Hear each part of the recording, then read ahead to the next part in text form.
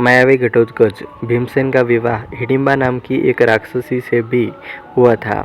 वह भीमसेन पर आसक्त हो गई थी और उसने स्वयं आकर माता कुंती से प्रार्थना की थी कि वे उसका विवाह भीमसेन के साथ करा दे। कुंती ने उस विवाह की अनुमति दे दी, लेकिन भीमसेन ने विवाह करते समय यह वचन उससे ले लिया कि एक संतान पैदा होने के पश्चात वह संबंध तोड़ लेगा। भीमसेन ने कुछ दिन तक हिडिंबा के साथ सहवास किया। इससे वह गर्भवती हो गई और उसके गर्भ से एक बड़ा विचित्र बालक पैदा हुआ, जिसका मस्तक हाथी के मस्तक जैसा और सिर केश शून्य था।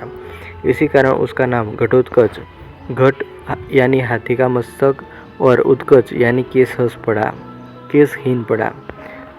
चूंकि घटोत्कच की माता एक राक्षसी थी, पिता एक वीर क्षत्रिय था, इसलिए इसमें मनुष्य और राक्षस दोनों के मिश्रित गुण विद्यमान थे।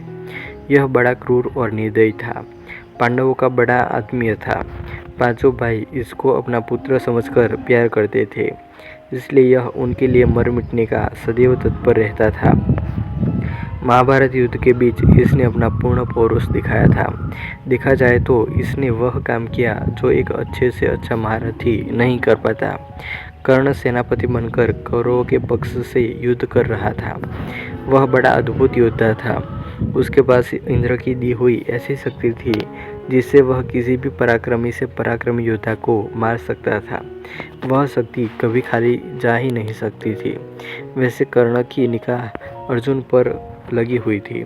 वह उस शक्ति के द्वारा अर्जुन का वध करना चाहता था। श्री कृष्ण इसको समझते थे। इसी कारण उन्होंने घटोत्कच को रणभूमि में उतारा। इस राक्षस ने आकाश से अग्नि और अनेक प्रकार के अस्त्र शस्त्र बरसाना आरंभ किया। उससे कौरव सेना में हाहाकार मच उठा। सब त्राही त्राही करके भागने लगे। कर्ण भी इसकी मार से घबरा गया।